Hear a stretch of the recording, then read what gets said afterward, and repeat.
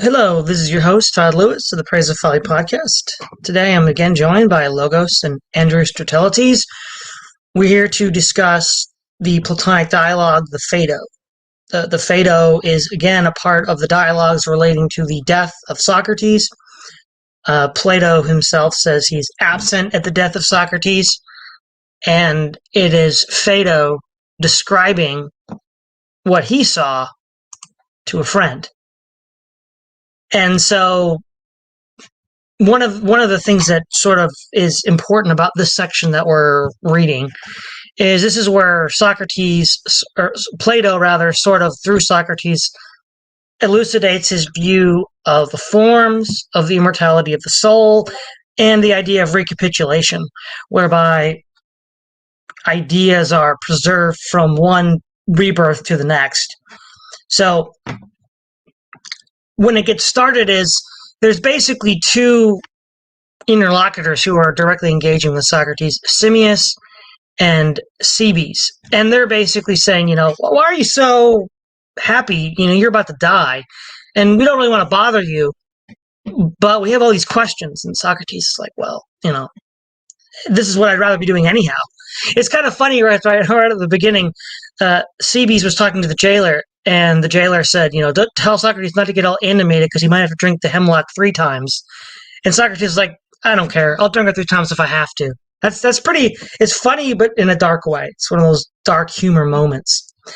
So the other thing that is interesting about this is what Plato is trying to solve is a problem that was highlighted by the tension between Parmenides and Heraclitus. Parmenides argued that everything stayed the same, the underlying nature of reality was the same, whereas Heraclitus says everything is flux, everything is changing. And so what Plato is trying to do is bridging the gap and say that, well, in one sense, Parmenides is right, which is with regards to the realm of the forms. And then in one sense, Heraclitus is right to the extent that he's talking about the material world. But in isolation, both of them are incomplete. That's sort of the background philosophical conversation that Plato is trying to engage with and answer. So Logos, is there anything you want to say? No, I think you've set the stage pretty well. I think for a lot of people, the dialogue begins when Socrates starts talking about philosophy and philosophy basically helping the soul navigate away from the body. But it actually starts a lot earlier than that. All right. Anything you want to add to that, Andrew? No, I think this is totally on target. All right. Well, one of the first things that comes up is is death itself, and they say, well, Socrates, why do you want to die? And he's like, well, it's not so much that I want to die; it's that philosophy is preparing for death. He says. So, going back to, I think it was the Apology when I brought this up, the idea that philosophy is preparing for death is there's a couple things that you can take away from that, right? In ancient classical Greece, the archetypal hero was the warrior, the soldier, and so the sort of competition, which was called arete, the striving for excellence, was primarily within the realm of warfare, with the Homeric heroes. And so what Plato is basically saying is that not only are the philosophers on par with the Homeric heroes, they're superior. Because it's as we'll get to later on in this dialogue, it's the philosophers who, when they die, join the gods, not those overruled by their passions. And of course, if we read the Iliad and the Odyssey, and the great heroes of myth like Hercules and Jason, they're full of parts and passions and just indulging in all sorts of excesses. And so he's sort of, on the one hand, putting himself on par with the traditional Greek heroes, but then also saying that as a philosopher, he and his school are at a higher order than they are. And moving on from there, when we talk about preparing for death, he argues that since he's following the will of the god Apollo and the gods as a whole, then to die and be with the gods is the greatest good. And so if philosophy is being faithful to the will of the gods to discern what is right from what is wrong to eventually become one with the gods, or at least to enter Olympus, then one is merely, consummating the whole purpose of one's life, which is to then die and be unified to the gods. And so that's how he sort of opens up this dialogue with, well, why am I so tranquil at the point of death? Logos, anything you want to say? Yeah, sorry, I got interrupted during the previous thing I was going to say. Somebody burst into my room. So yes, so the meat of the dialogue starts here, but something I want to point the reader back to near the beginning is when Socrates starts talking about pleasure and pain and the chains being removed from his legs, basically. That whole setup, pleasures and pains being opposites, two heads joined to a hydra, one seems to cause the other one, one moves into the other one. This is basically getting the reader's attention, setting the stage for Heraclitus, basically. Heraclitus thought that the world is full of opposing things, conquering their opposites back and forth like a pendulum, and things are always changing, things are always at war, and so on.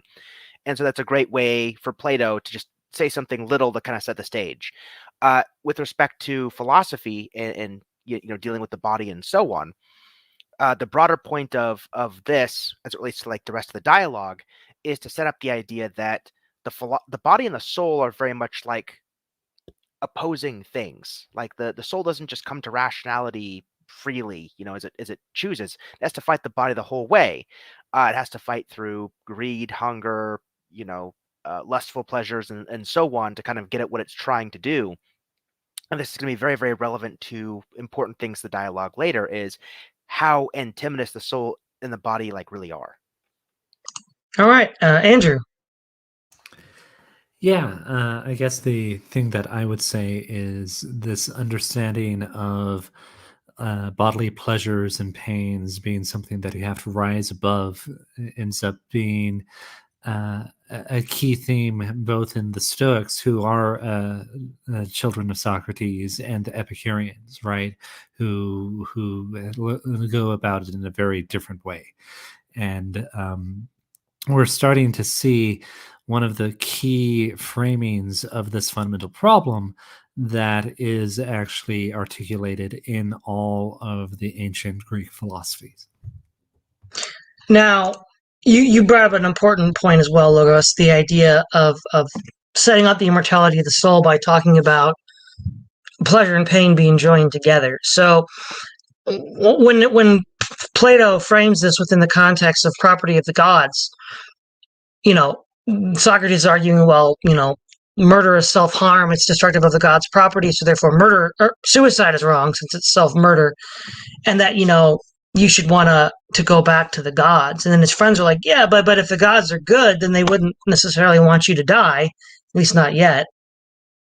And of course, for Socrates, he then says, well, part of the problem here is with the body, and why death is to be preferred if you're a virtuous, philosophic-minded person, is that in a way somewhat analogous to when Paul says we look through a glass darkly because of our sin nature.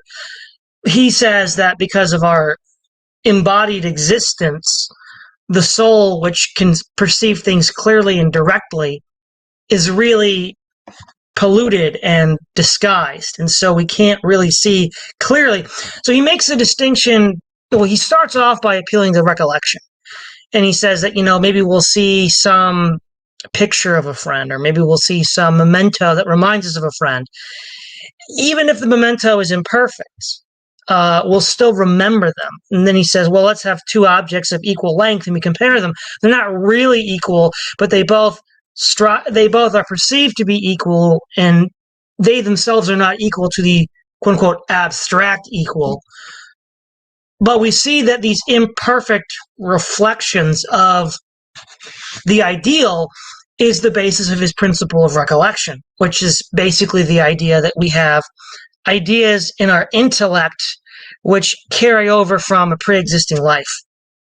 And so he starts off by making a distinction between what is seen and what is not seen, and what is seen is tied to what is not seen in the sense that it strives to be like it, but never actually makes it. And we all sort of know that it never actually makes it.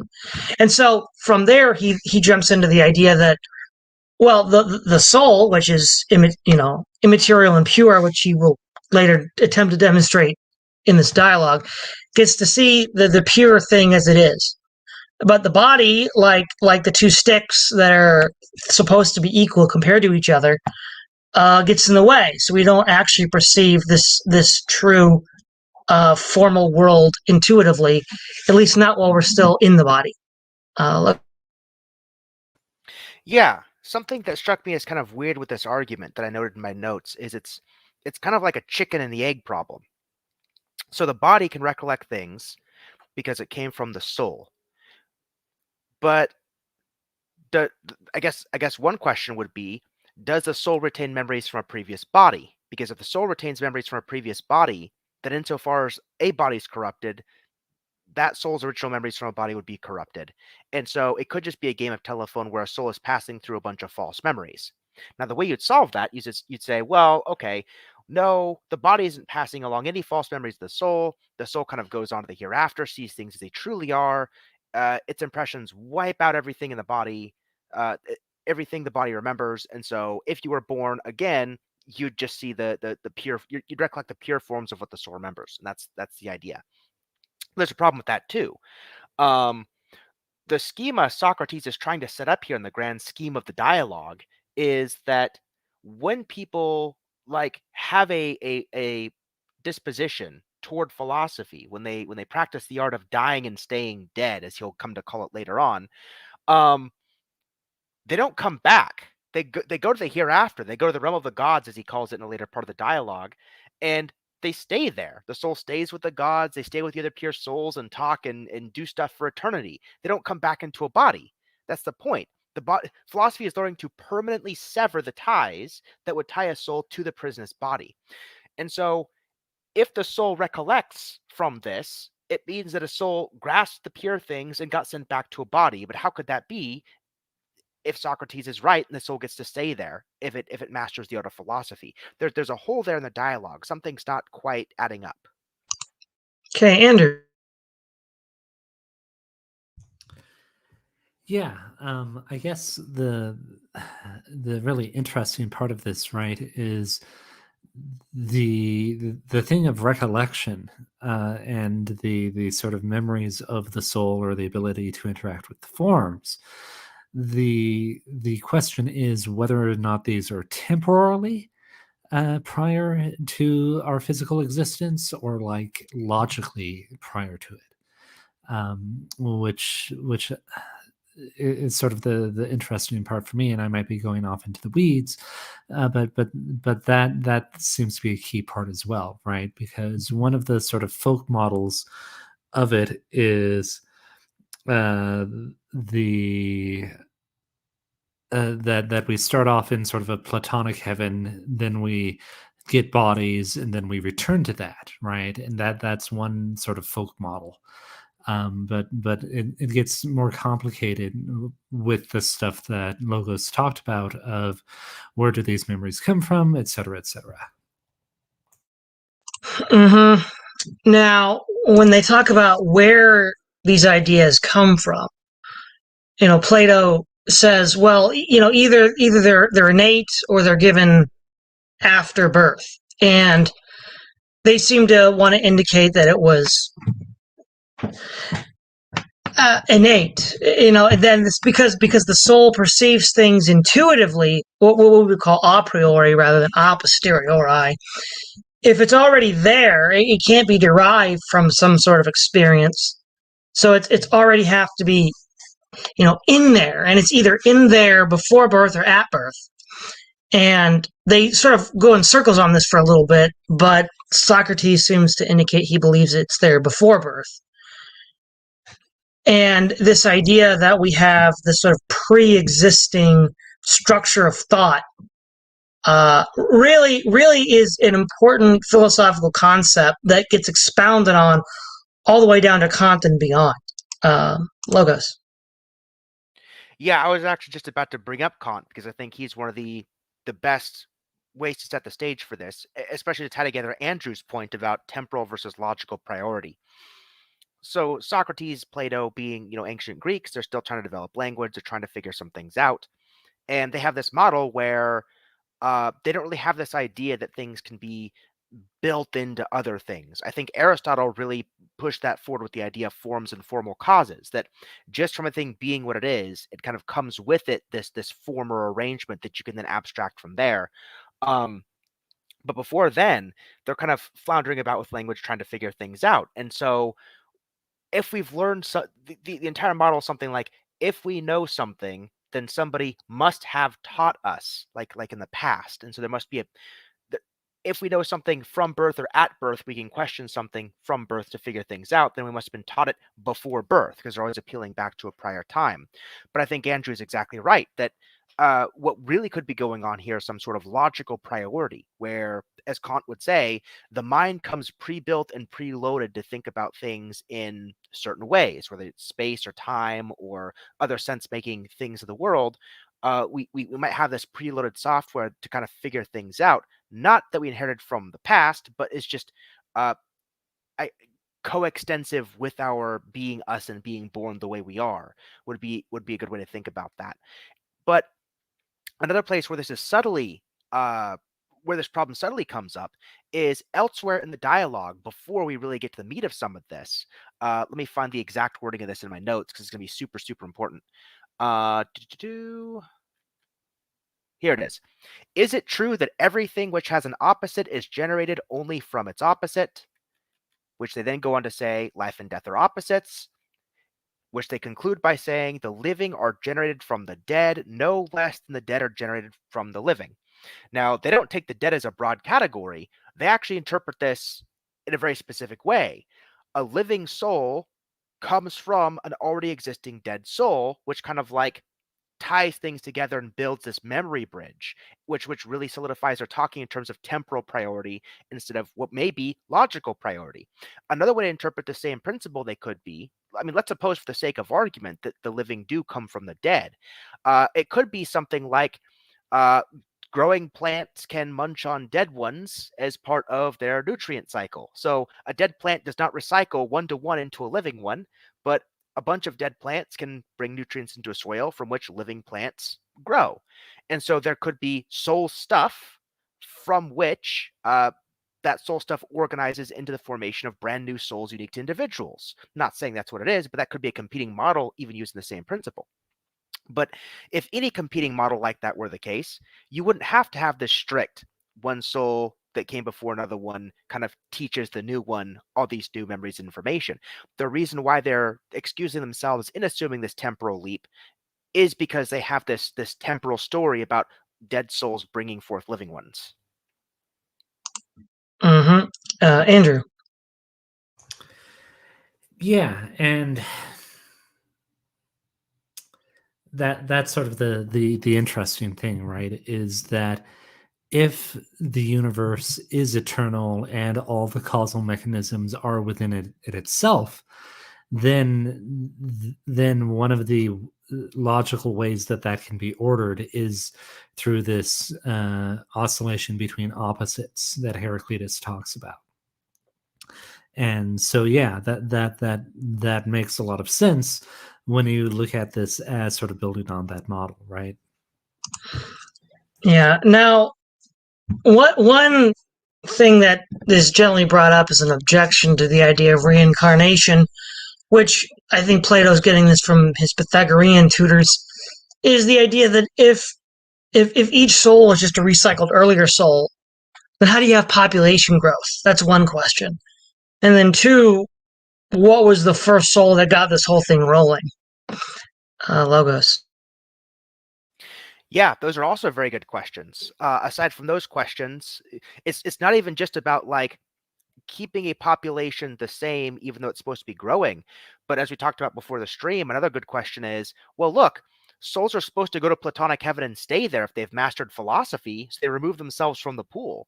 So you can have growing population, and ostensibly at least some small number, let's say 5% of the population are being good philosophers and not coming back. So you've got a growing population and possibly a shrinking number of souls. That would also add another problematic dynamic, especially when, as I mentioned earlier, you get recollection from knowing the pure things as they are, where you go to the realm of the gods. but you're not supposed to come back. So how's that stuff brought back to new souls? Oh yeah, sorry, go ahead. No, that was a mistake. Oh, okay. Yeah, so you've got that problem, coming with it as well. Which is why I'm of two minds about this. I think about this dialogue that Socrates really does think the soul is independent from the body. I think he definitely has the Stoic ideas of the virtues, that you have to beat the body and what it does to you, temptations and all that. And so I think what he's doing is he's putting the notions he thinks to be really true against this Heraclitian model, and he's finding the problems. Now, as I mentioned earlier, that the original problem could be just the original principle itself. Things which have opposites are generated by their opposites. That could be a problematic assumption to make, and we can talk about that in a separate section. But real quick, before you go on, if opposites generate opposites, doesn't that mean that the good souls are generated from bad souls? That's another place I was going to go in another section. Yeah, that's another good point, right? If as to another dynamic as well, I mean, since now we're here, let's just go with it. If the body and the soul are opposites, right? And the soul grasps the true knowledge, and the body grasps all these temptations and terrible things. The soul is the pure, free, unfettered, wisdom stuff. The body's a prison. The soul is invisible. The body's visible. He goes through all the ways in which they're opposites. Well, look, if something's generated from his opposite, then why doesn't the soul come from the body? Why doesn't the body come from the soul? So now we've got an even extra layer of issue here, because a really tongue-in-cheek way that Plato could be bringing this up is, even if something is generated from its opposite, a thing could have many opposites. So insofar as a living soul is opposed to a dead soul, because life is opposed to death, the soul is very much opposite the body. And so some combination of a dead soul and a body could generate a living soul and a body. A dead ghost could generate a living body, right? There's all sorts of ways that opposites can deal with other opposites. And even if that principle is true, that could really get in the way of Plato's schema. And of course, as I brought up before, just because living souls come from the dead ones doesn't mean there's a one-to-one correspondence where a soul transfers wholly into a new body as it sits. It could be that souls kind of break down into soul mulch, which grow from soul seeds into new seeds like plants do. And that's perfectly consistent with the very idea that, dead stuff becomes living stuff in the same way we see in plants. So the principle is complicated. If true, there's a lot of ways to interpret it. And even if you interpret this very narrow way they do, there's so many other problems. Yeah, Andrew.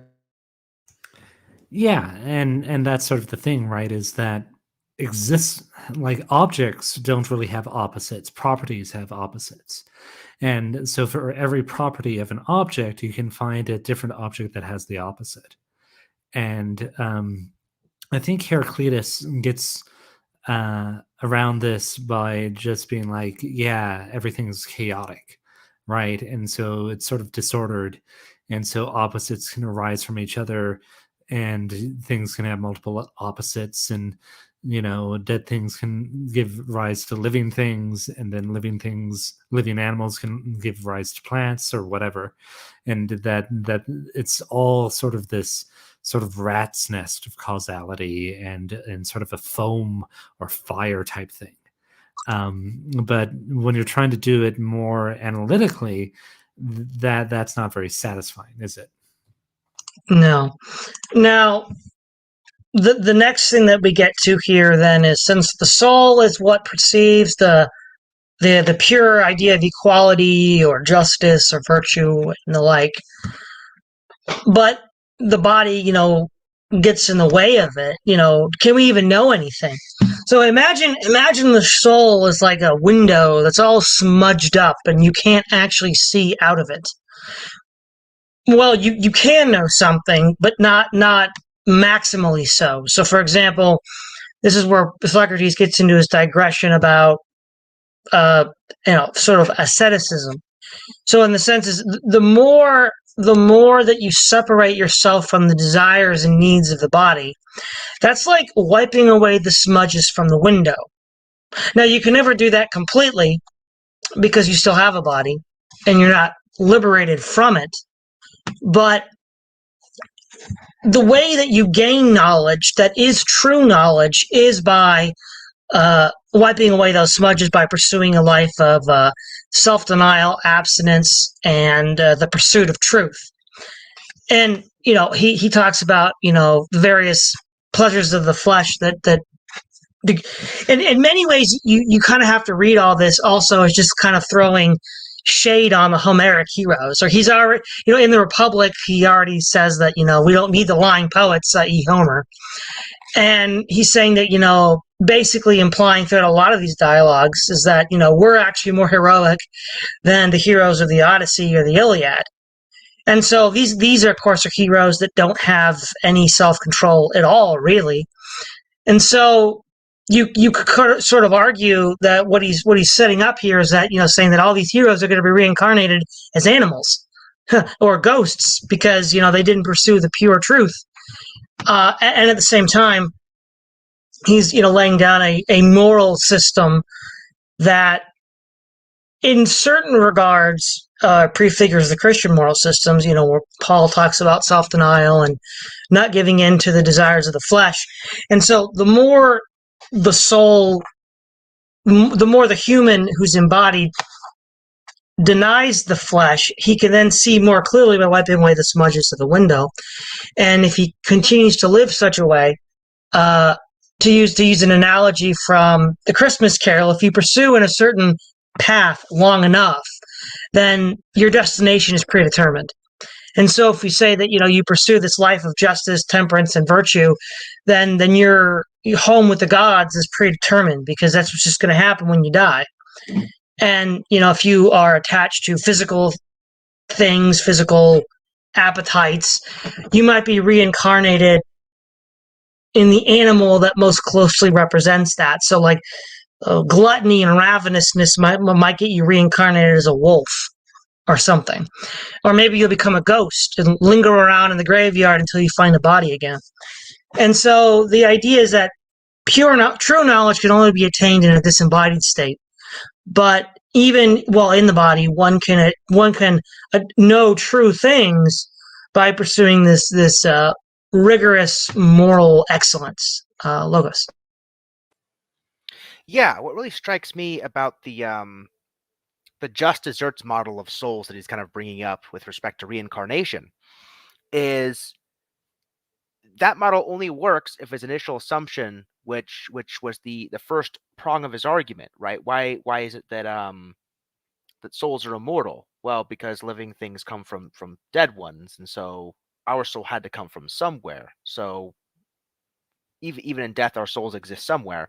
Well, that things come from their opposites assumption has to be false in order for this moral just desserts argument to be true.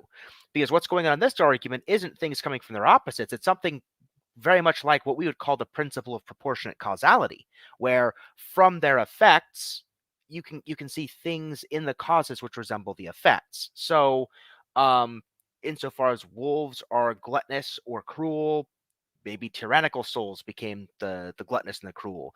Insofar as ants are social busybodies with no thoughts of their own that follow the hive mind of the queen, the soul that came into the ant might have been, this busybody hive mind Athenian that would have killed Socrates probably. Maybe the people that sentenced Socrates to death he thought of smugly as being reborn as ants. Yeah. So it seems you've got two opposing principles here. One that Socrates through Plato through Socrates wants to have implicitly a principle of proportionate causality of some kind, versus the one that he already set forth in the dialogue before, which gives me one more reading to think that maybe the entire reason for this arc of the dialogue we're talking about today, vis-a-vis the soul, is just to explain why that principle might not be true via some sort of reductio argument. Andrew.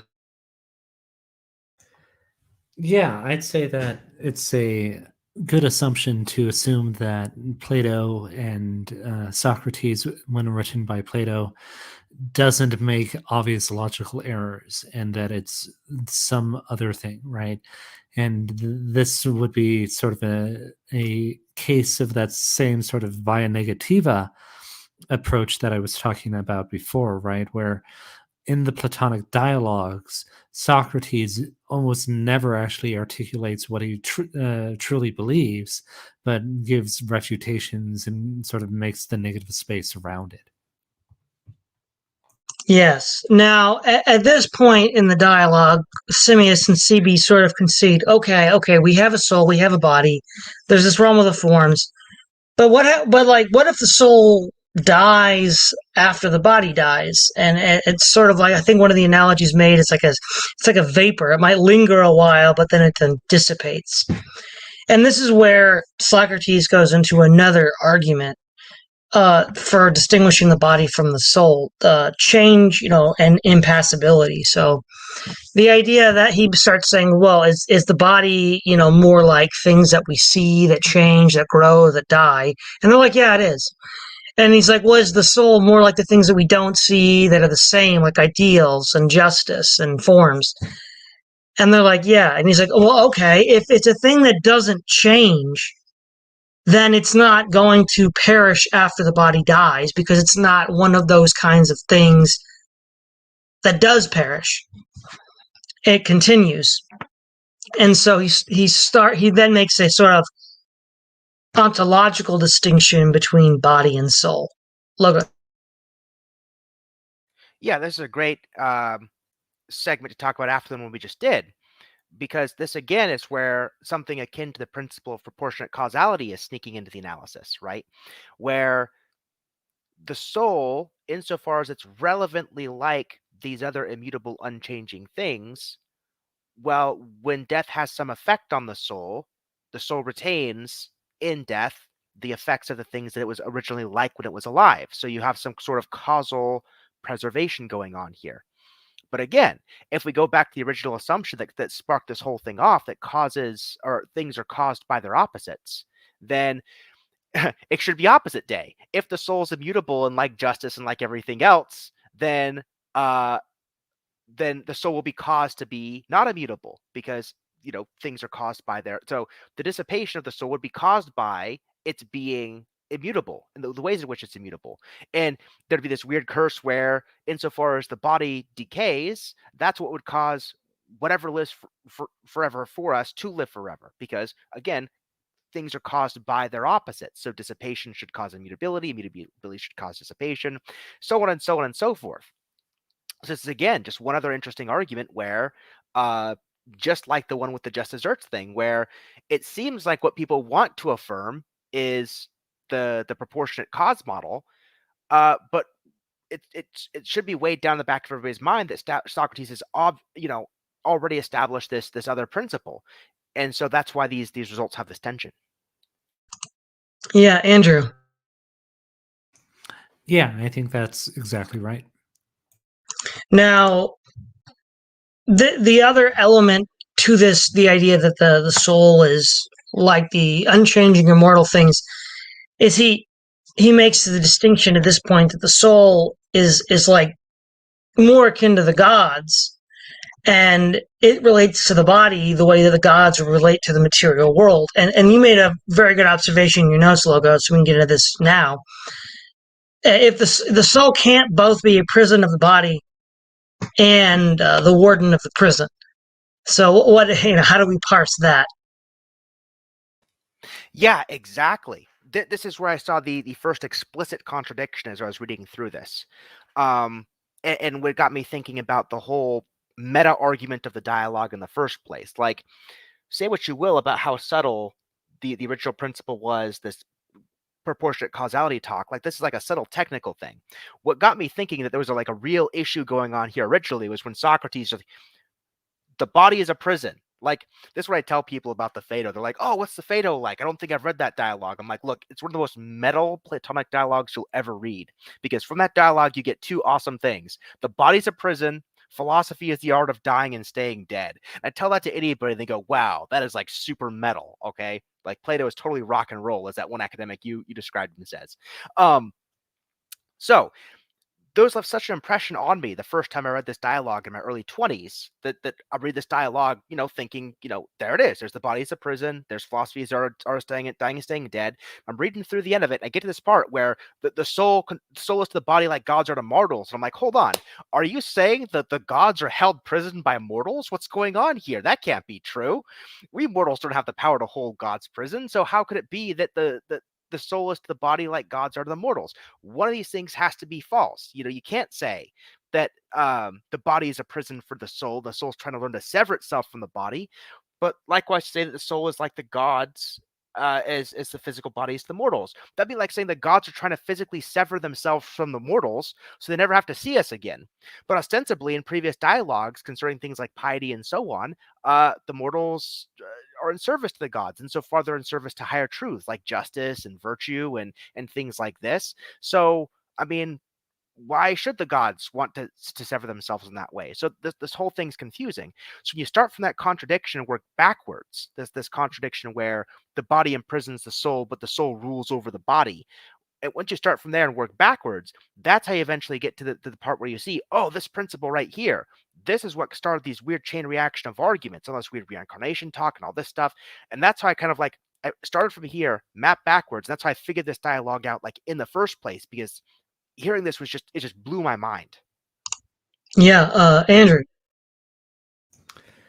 Yeah, I think that's the way to look at it, right? Is that we're basically going around and seeing the consequences of some of these frames and sort of the conflicts and tension. And the only critique that I would add is that in some context it might be the case that the soul is as a god is to the mortals, but in other contexts or other ways of looking at the relationship, it's an imprisonment. So that's a possibility as well, that the relation is more complex than either of the ones given as analogies.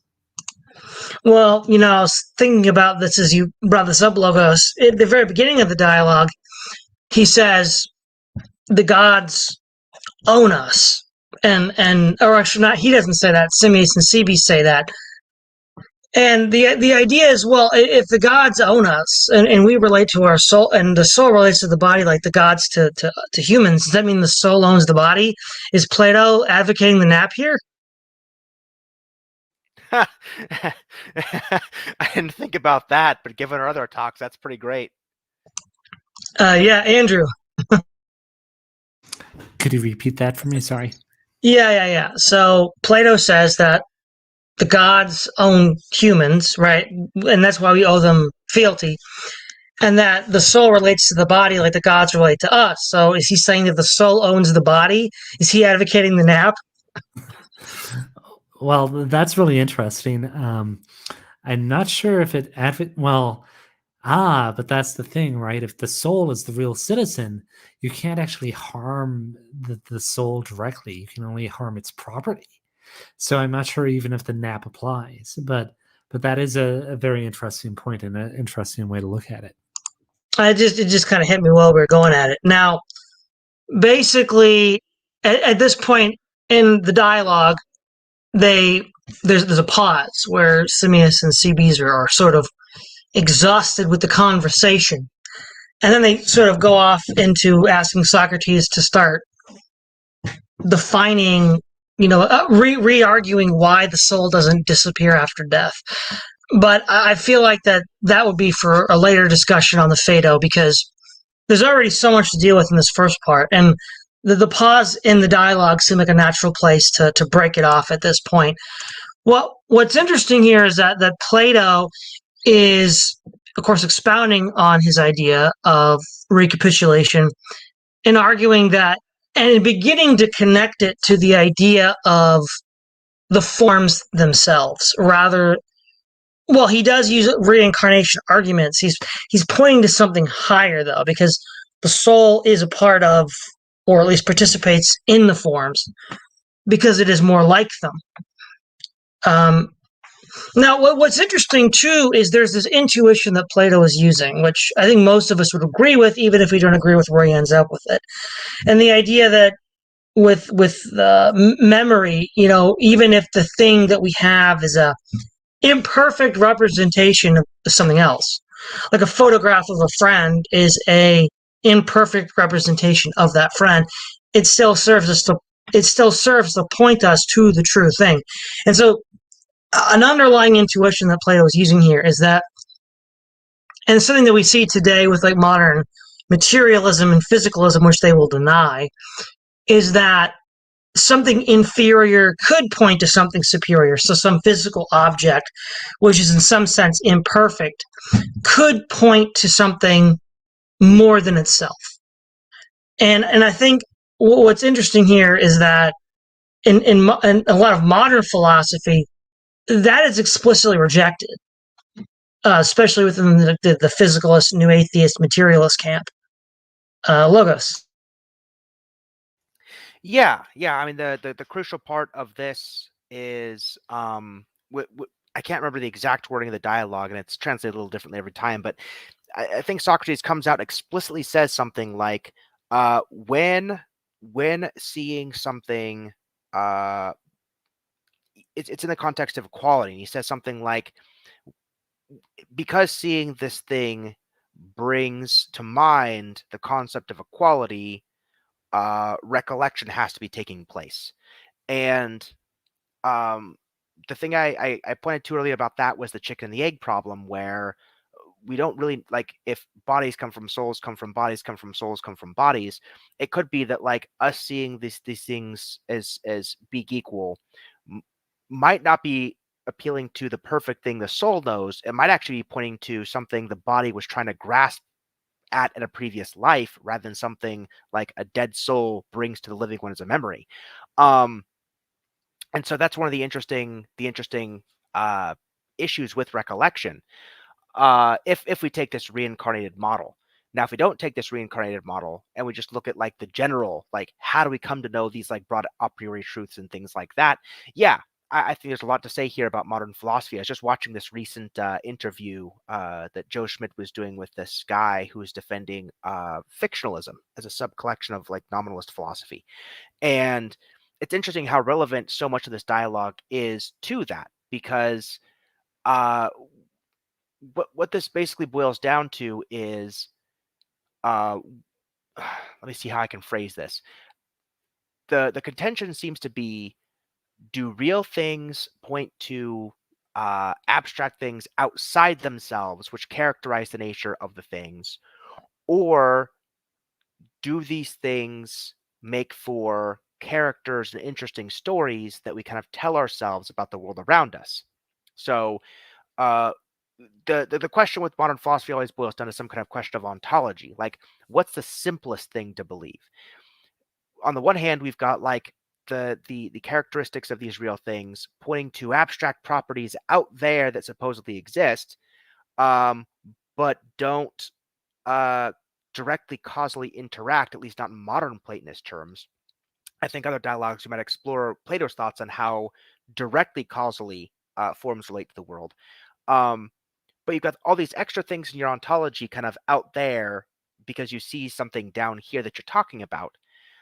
And the nominalist question is just something like, uh, instead of appealing to all these extra ontological things, making our reality very complicated, would it be easier if we just make these connections between ourselves and each other in our language about these things, and we kind of tell ourselves interesting stories about them? And so now we're not appealing to extra things in Platonic heaven. We're appealing to, like, a schema that we kind of agree upon and construct ourselves that kind of makes this work. And I think a really good thing to point out about that, something that really struck me in the dialogue, which I didn't pick up the first couple times I read it before, was when Socrates was talking about the virtues and trading vices and, pleasures and pains and vices like they're coins. And he said in there that knowledge was kind of like the unifying currency that makes it all work. And it was around that time of the dialogue, I thought of something really, really interesting that's kind of related to the nominalist discussion, kind of not. Hopefully, you'll pick up where I'm going with this. Um, when Heraclitus says you can't step in the same river twice, for example, you take your foot, you put it in the river, you take it out, you put it in the river. There's different river molecules, Well, let's imagine for a second. So the reason that works is because Heraclitus is in fixed position. He's taking his foot out and putting his foot in the river, right? And so different waters touching his foot at different times. But let's suppose you're a water molecule moving in frame with a whole bunch of water molecules just down a flowing river. You might not know that things are changing, at least insofar as you're always in relation to these same other molecules. You might think things are staying the same. And so something that really struck me with his characterization of this is that um, when everything's in flux, it's hard to ground anything or know how anything relates to anything else, which is why you have to have this unifying currency of like knowledge. And so an example he gave implicitly was something like, um, what is it to be courageous? Well, you could talk about courage in situation A versus courage in situation B versus courage in situation C. And oh, look, man, I can always define myself as courageous relative to the situation I was in. But if we want to have some kind of a standard for which something is courageous, then we'll want to appeal to something in between standards, something like in between that kind of like is the compass that guides the changing stuff so we can figure out what's what. Now, going back to nominalist discussion, uh, that's one of my essential difficulties with nominalism is that times change, language change, the ways we look at the world change, at least nominally, but there seem to be themes that are reoccurring over and over and over again that kind of make sense to look back to things. They provide us utility in the language of economics. They always provide us the same utility. Well, why is that? Why is it that different times, places, languages, and so forth for talking about and telling stories about these things tend to gravitate toward the same central themes and utilities? I think part of it has to do with the need for this objective way of kind of centering everything, even through change, even through all the stuff that goes on in the world. So I don't know. That's my crazy thoughts on it. Yeah, Andrew. Yeah, I think that that's sort of the key thing, right? Is if it is coherent to talk about virtues and knowledge, then that necessitates some sort of form of Platonism, right? And I'm using that in a very broad term to include things like the Aristotelian model and things like that. And this is sort of what Logos is touching on, right? That if there are universals, even like Aristotelian universals of virtue, that implies that there has to be an underlying reality which is not constructed or not contingent on humans per se, right? Yeah. By the way, I this is something we were talking about before the discussion logos, but I found it where Plato says that the animal souls come back into humans because they may be expected to pass into some gentle and social kind, just like their own, such as bees or wasps, ants, or back again into the form of man. And just and moderate men may be supposed to spring from them. So there is this implied circle where then the animals will then produce the men that produce them. But here's an interesting problem, right? If you have obviously animals aren't rational, not like humans are. So in what sense does a human soul get recycled into an animal soul? And to what extent does the animal soul get recycled into a human? And if the animal soul lacks a rational component, how are then ideas preloaded into the human if you just came out of being an ant? Yeah, exactly. I mean, that's a really interesting problem because if animals are defined, as I think Plato is implicitly defining them, as like the ultimate embodiments of the vices that can exist in human beings, insofar as animals aren't rational and can't kind of like overcome or contain them, well, then we have a real issue. Because if an animal soul dies, being completely ensconced in its vices insofar as it's an animal, then when that soul's put back into a human, it's not going to have memories of platonic heaven and all this stuff. It's going to have predispositions for the same vices. So, of course, it's going to be, just come back into an animal again. But that's an interesting question about blame as far as Socrates goes. This gets into the whole free will discussion, right? This is really interesting because what people want to say is insofar as the soul might be independent of the brain, and there's some senses in which we could know better, we could mediate on the brain mentally and so forth. Uh, we could have this ultimate moral responsibility for our actions. But if we take this view like to the letter, We don't know if the soul that's supposedly mediating on the brain in a dualistic sense was an animal soul to begin with. And if it was an animal soul to begin with, it's not going to do a very good job. And so, like, in what sense would people be held morally, ultimately morally blameworthy for failing to live up to these, ultimate philosophical standards? I don't see how they could be. And so, insofar as Socrates would want to say this is like a just or moral system, and people get their just desserts, like he can't. What we have here is we have cycles that just perpetuate uh, animalistic people being born as animals and so on. Another thing this is interesting is this might be the same exact type of predisposition that might live in like eugenicists or something today. Like certain kinds of people, you know who they uh, are animalistic, and maybe there's just no helping them. There is no helping them overcome their desires, their foolishness, or whatever else. Um, Now, Socrates, today we might say that's to do with genetics. Like there's just a genetic disposition for people to be X, Y, or Z. And they didn't know about genes back in Greece. And so Socrates' explanation for it, or Plato's through Socrates, would be they had an animalistic soul. Now, it seems to me like it could be the same kind of position explained different ways. But in this model, like just saying, but dualism though doesn't even solve the problem because you have like a dualistic eugenics model, which is just bizarre and interesting. Well, in the Republic, we do get some eugenics concepts, so maybe there's a connection there. Uh, Andrew. Yeah, I guess that the other thing that runs into is if these animalistic people actually have souls from animals, then it leaves a big question of why do you need moral development, or does moral development is attempted with everyone, but sometimes they don't have the right soul, and so it doesn't stick. Which I guess does make sense in one sense, but this sort of conflicts with the Stoic perspective, which is that everyone at least has the potential to be a Stoic, a sage, and Homo sapien, right? The wise man, and that's sort of interesting to see as well. All right. I think we've more or less covered this first part of the Phaedo. Is there anything you'd like to end with, Logos? Yeah, I'll just end with a very quick overview of the meta argument as I see it about this dialogue to help people kind of get the forest for the trees. Okay, so premise one: everything which has an opposite is generated only by its opposite. That's the contentious kind of Heraclitus principle we've been talking about. Two, the soul is the opposite of the body, insofar as the body is visible, the soul is invisible, the body is like mortals, the soul is like the gods, and so on. Life is opposite death, is premise three. Premise four, living souls are generated from dead souls. This comes, of course, from premise one and premise three. Uh, Premise five, a living soul is generated by its body, and a living body is generated by its soul. This, of course, comes from premise one and premise two. Opposites and souls opposite the body. Now, 4 and 5 result in an explicit contradiction, right? Like, you can't have living souls generated from dead stuff, but also living souls generated from a living body. That's just a contrary in the properties of living and dead.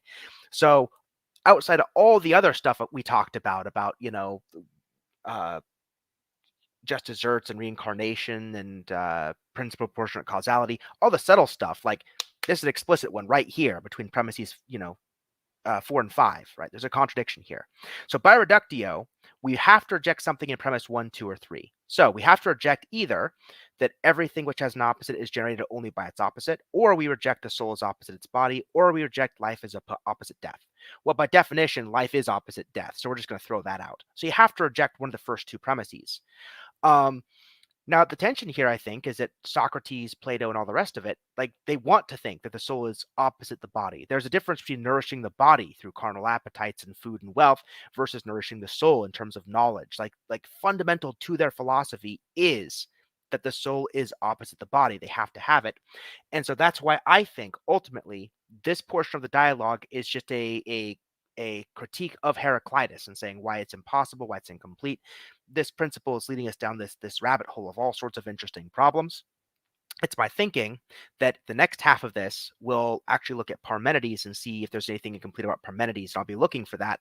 I'm not sure, though. It's been quite a few years since I've read this. But yep, I think that's everything on me. Okay, Andrew. Yeah, I think that we've covered it all, and that this again is an example of sort of the indirect way that the Platonic dialogues expose philosophical thoughts of Plato and perhaps Socrates. Yeah, I mean, I guess the moral of the story is if you don't want to be a bore in the next life, don't be a bore in this life. Thanks again, Logos and Andrew. This is don't forget to like, share, and subscribe. This is Todd Lewis of the Praise of Folly podcast, signing off.